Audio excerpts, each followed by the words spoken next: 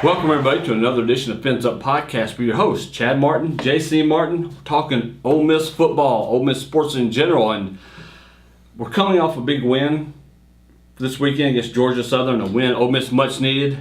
Sad to say that it's a big win when it's Georgia Southern. Yeah, and really sad to say that we also come out with a loss because Chad Kelly goes out with an injury. I'm sure as everybody's heard by now, he tore his ACL. Really on a play that did not look like he actually got hurt. Right, and then you can't forget that our Chucky Mullins Award winner, John Youngblood, also lost in this game for the year. Yeah, exactly. I mean, just two huge losses for Ole Miss in this game. It's like the misery is just never going to end this season. I don't know what it is. There were such high hopes at the beginning of the year, but it is really just taking a turn. And even when you win, you lose. And that's really what this is this weekend. And last week we talked about how Ole Miss really needed to win 3 of their last 4 games to become bowl eligible. I mean, have to win 3 out of the last 4. Well, they got this one against Georgia Southern, but losing Chad and losing John, that's really going to put Ole Miss behind the 8 ball here. I think everyone's going to expect a loss against Texas A&M with the way that they've been playing. Yes, they're coming off the loss to Mississippi State, but I think that's more of a fluke thing. That's the exception, not the rule for this Texas A&M team. Of course, I think Ole Miss could still possibly beat Vanderbilt, even though Vanderbilt's actually looked surprisingly good this year. It's going to be tough. And it's going to be a struggle against State. Well, we saw how tough it was. After Chad Kelly went down the first drive of the second half. After that, Ole Miss scored 6 points. 2 field goals, that's it. Could not move the ball or anything with Pellerin in there. I mean, you're taking the biggest part of your team out of the equation. I mean, Chad Kelly was the most prolific passer in the SEC. In the history of the SEC. I mean, was setting records at Ole Miss in just the almost 2 years he's been there now. It was sad to see. It was a loss Ole Miss just could not suffer team-wise, and when I look at the next 3 games, Vandy's going to be the game that they'll have the biggest chance to win, I think. Yeah. I'm not sure. I share that opinion. But they very easily could go 0-3 these next 3 games. Oh. And it's a sad way to end your year. Yeah, it's just sad overall for the team in general, especially for the seniors to have to go out this way. For Chad Kelly himself, who was really, just lighting it up and trying to increase his draft stock, because this is only going to hurt it. Absolutely. Suffering a torn ACL is no joke, and they'll look at that. They take your injury into consideration when these teams are looking to draft a quarterback or draft any player for that matter. But some team is going to end up with the steal in Chad Kelly. Yeah, because so. Chad Kelly is with the injury. I think even a Chad Kelly with an ACL doesn't slip out of the 4th round. I don't think he does either, especially after what we saw happen in this year's draft and some of the diamonds in the rough. I would be shocked if he goes any further than that. So let's say Chad falls to round 4. Whatever team gets him is most likely in a situation where they can keep him at a number 3 quarterback on the depth chart. Somebody they can develop. Just let him heal. That's right. Don't put him in. The team who drafts him needs to be a team that doesn't need a quarterback immediately. Exactly. And then they rush Chad out there too early, and then they increase the risk of re-injuring that knee. Exactly. And really, and we're talking about Chad Kelly, and it sounds like we're just shoveling dirt on Ole Miss, over and over again. But that's what I've said for the last few weeks is this team's going to go as Chad Kelly goes. Exactly. You don't have Chad Kelly anymore. And that's proven. And this team's just not going to perform and as you well. can call it wide right you all you want to. Without somebody to throw it to those guys, you don't have anything, nothing. I mean, you just and then you think this is really going to negatively impact guys like Quincy Adebojo and Demore Stringfellow, because it's going to put them in a situation where they're probably not going to be putting up, even though their numbers haven't been great this year, it's still really not going to hurt them as they're looking to increase their stock for the draft. Which, exactly. Demore can always come back next year. Yeah. But this is it for Quincy. He's a true senior. That's right. So it's going to be interesting to see how Chad Kelly's injury affects just so many things. And it's going to be interesting to see how it does affect their draft stock. Without them getting the ball like they've been used to getting it. And the same thing I think Evan Ingram's probably the one safe guy on that team, even though he's technically a tight end. He's probably the one that's safe from it all. I think he's going to go high anyway when it comes draft time. Regardless of what happens, Evan Ingram's proven himself at the college level. Yeah. He doesn't. I don't think he falls further than the second round. Yeah, I don't think he does either. So, good game, first half. Well, actually, Georgia Southern jumps out to a 14-3 lead on Ole Miss, and then Ole Miss just says, "Okay, enough of this." Second quarter, that's it's when all they put the pedal to the metal. And they did. And they came out it looked in the second half. They looked like the Ole Miss team. I mean, the second quarter they looked like the Ole Miss team we were used to playing at the very beginning of football games.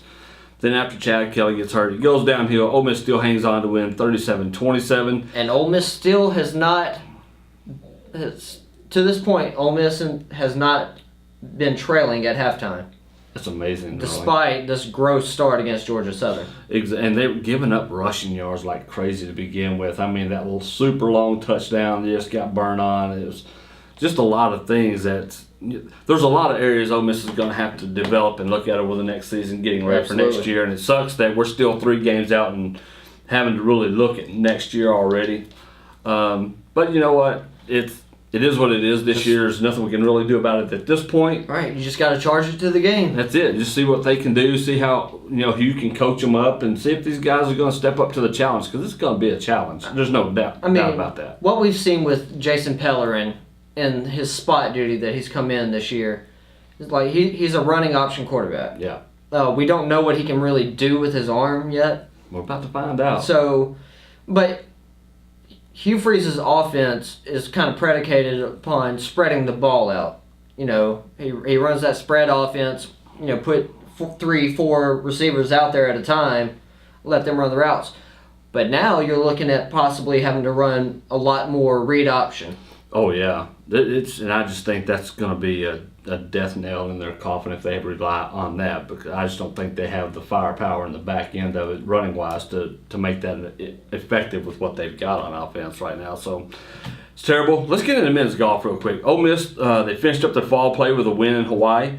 They're ranked 21st in the country. They have a 65-2 overall record. Braden Thornberry is ranked number 18 in the country. So awesome showing by the Ole Miss golf team. Keep that up. The coach really thinks Braden needs to be higher, and probably does. He's played so well this year. Women's volleyball, they have Tennessee coming up on Friday. They've got Kentucky on Sunday. Now, both of those games will be at home. Then they go 3 consecutive road trips, and they finish out their season at home on the 25th against South Carolina. So we're rooting for those young ladies. Get out there. Hopefully they'll perform and finish up strong these next few games. And now we have to break down Ole Miss and Texas A&M. As much as I don't want to break this down, but Texas A&M is coming off this huge loss to Mississippi State, which we both said last week when we were in our pick'ems, on our other show, that this is going to be something that there's no way this happens, and it ended up happening. It was just a go to sleep time for Texas A&M. Yeah, like I said, it's the exception. It's not the rule. I think they just came out there and underestimated Mississippi State, because Mississippi State has looked embarrassing at times this year with the team that they fielded. So I think Texas A&M is going to play hard. They're going to play pissed off. They're going to play angry. And they're going to come after Ole Miss because they know Ole Miss is going to be hurting them. And I expect Texas A&M to win this game by at least 3 touchdowns. Oh, I think so too. I just don't think there's any way Ole Miss is going to be able to keep up with them scoring-wise anyway. And we've already seen that their defense can't stop, really. Defense can't stop anyone. Your best offensive weapon is Chad Kelly. I mean, you can make the argument that it's Evan Ingram, but Chad Kelly still had to get the ball to Evan Ingram. Right.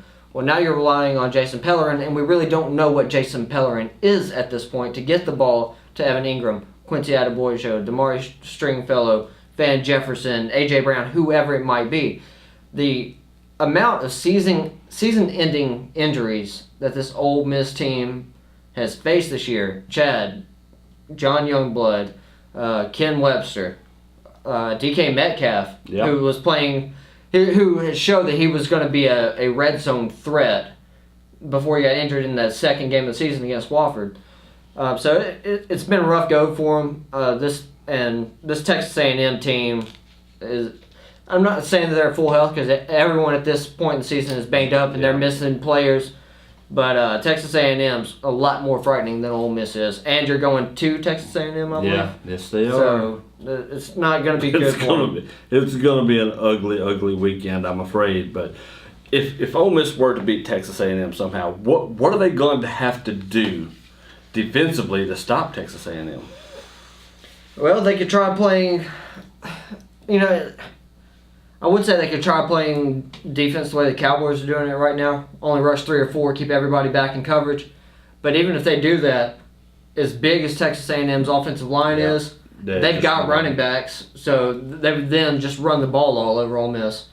So I think it's just going to be a hard, difficult, long Saturday trying to watch that game. This was going to be one of those games that we knew was going to come down to Chad Kelly having to throw to keep scoring to outscore Texas A&M. It was just another one of those games that was going to be all year anyway.